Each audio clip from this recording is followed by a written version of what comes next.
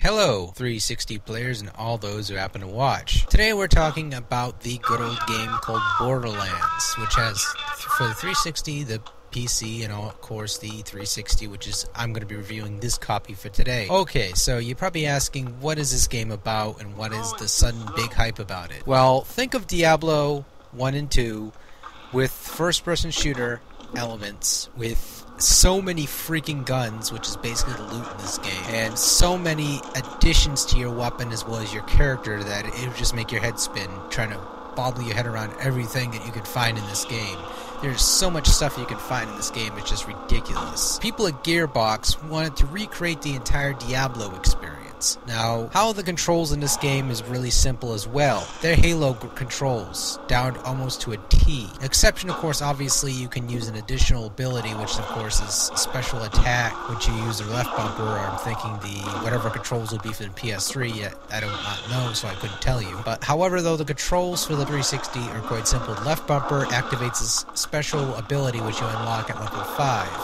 At level 5 you can have like a Hawk, you can have a Saren which has her little invisible ability where she runs around someone and just like tags them from behind. You have the Berserker, which of course goes crazy and just runs out and beats the holy crap out of everything he sees in sight. Which of course, though, there is some limitations because you are left prone to attack with this ability, so you gotta be careful with all these abilities. They all have their strengths and weaknesses, so don't think you're gonna be overpowered in this game at all. And also you're going to have the soldier, which has this turret, which of course could be used as sort of like a shaman thing like in an RPG, which of course where this game rolls into an RPG. This game has a lot of RPG elements.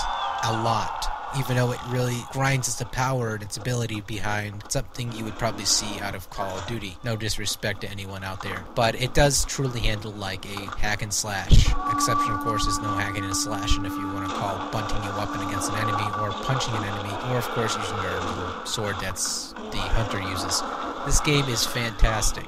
There's really not that much I can tell you without ruining anything, so I'm going to try to break this down as easy as possible. Each character has the weakness of a freaking baby doll as you start the game off. And when you first play this game, it's going to be really difficult for you to get your head around it. You're going to think, okay, what's this supposed to do? What's this supposed to do? It all becomes very, very simple. The controls become very familiar as soon as you get into the game by level 25, I guarantee it. This game has a learning curve. It's good, but it's also very hard. If you play this game on single player, which you can access the single player mode, it's an okay game. You know, you can get through the game a little bit easier, a little bit harder. However, though, there's a part in this game that will, of course, make your jaw drop. The bosses in this game. There's bosses you play through missions, there's bosses you play through just by the story mode, which there is a story mode. People don't want to believe there's really a story mode behind this game that's really in depth. But of course that could be said about World of Warcraft or any other game out there. You gotta unlock the storyline by doing every quest in the damn game, and that's a lot of content. That's close to 30 hours or so worth of content. So you're gonna be sitting here for a long time. If you just want to breeze through the game, you can do that if you want, but however, if you beat the game, you can still go back and play the game again and, you know, look through all the quests, look through all the loot, which is the whole point of this game. A lot of people probably will fail to realize that this game's about finding all kinds of loot. That's your treasure hunter, basically, in this game. You just go out and you just find the vault. The vault which is the entire concept of this game is to reach the vault. And to do that, you have to go through all these little challenges, little tasks. I felt these 6 tasks weren't very hard, to the point that they were freaking hard. You had to have up to 4 players with you. 4 players total to basically get this job done. And of course, single player, you can do it no problem. But it's really more fun and more challenging if you have more people with you. You'll understand it when you play online. If you don't play online, you have a PC copy of this, however, no problem. You don't have to pay a monthly fee. Same thing with the PS3, no monthly fee. With the 360 version, you're going to have to deal with a monthly fee, which of course is $50 per year or $39.99 depending where you get the stale from or the deal, or if you steal the cards and you actually activate it like a smart asshole. Which of course though, they're trying to catch up on that and they're trying to tell you can't do that. Basically, this game is what it is. It's a fantastic game. It's an RTS. It's a role-playing shooter. That's all it is.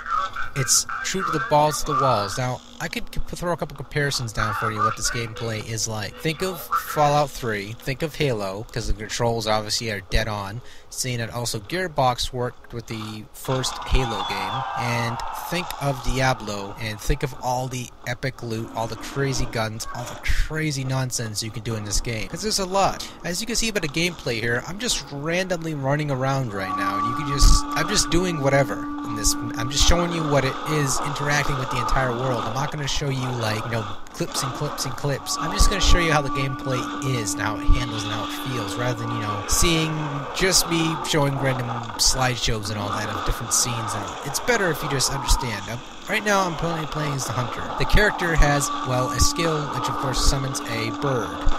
The bird is used for attacking as well as collecting enemies' drops as well as other things as well. So, you get that whole entire nice experience behind that. Again, the Berserker, like I explained before, he punches and all that. But with the Hawk, I kind of like the Hawk a little bit. You can just go up and just swoop and kill an enemy. At the moment, I'm currently playing in this desert land called the Dollhead Lands. And I quite enjoy exploring that game a little bit. It's all about exploration, all about finding the loot. It just has a nice a charm to this game that a lot of first-person shooters don't have. And hell, I'll even say this out loud, Fallout 3 never had. And this is the game right here should have been what Shadowrun should have been. And I'll say that as clear as day. This is what Shadowrun should have been. It's a fantastic game, guys. You really need to give it a shot. Borrow it from your friends if you can even pull it from them.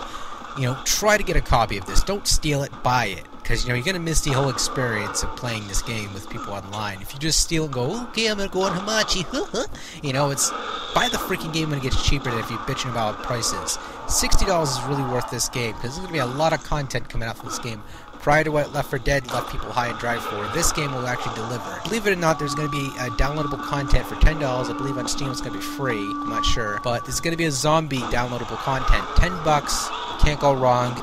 Extra content, right? I, of course, don't agree, though. You have to, pay 800 Microsoft points. But seeing how this game has a really strong, bold replayability, I can see myself playing a downloadable content over and over and over, trying to explore what it has.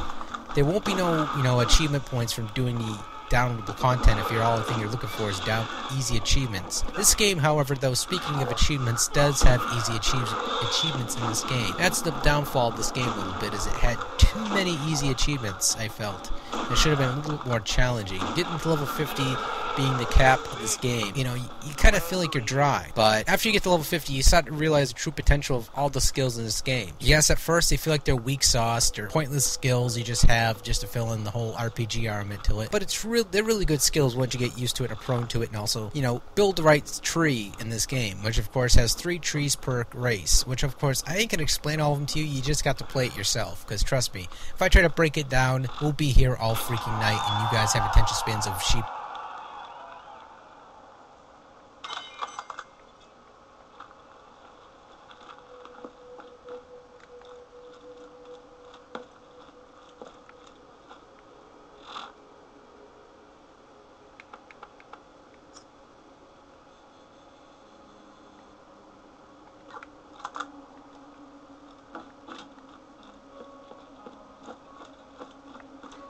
Okay, as the voice that was just talking just now, yeah, handsome voice by the way, basically, yes, this game does have a co-op mode as well. Don't forget to mention that, well, this game does have its bosses as well as, other things around here that can kill you. So, either way, this game does have a high value. It has so many different varieties of weapons, well, you just gotta look them up yourself. Again, it's just a really great game. So, other than that, take it easy, folks, and thank you guys so much for watching. Any additional requested footage will be submitted, so stay tuned for more.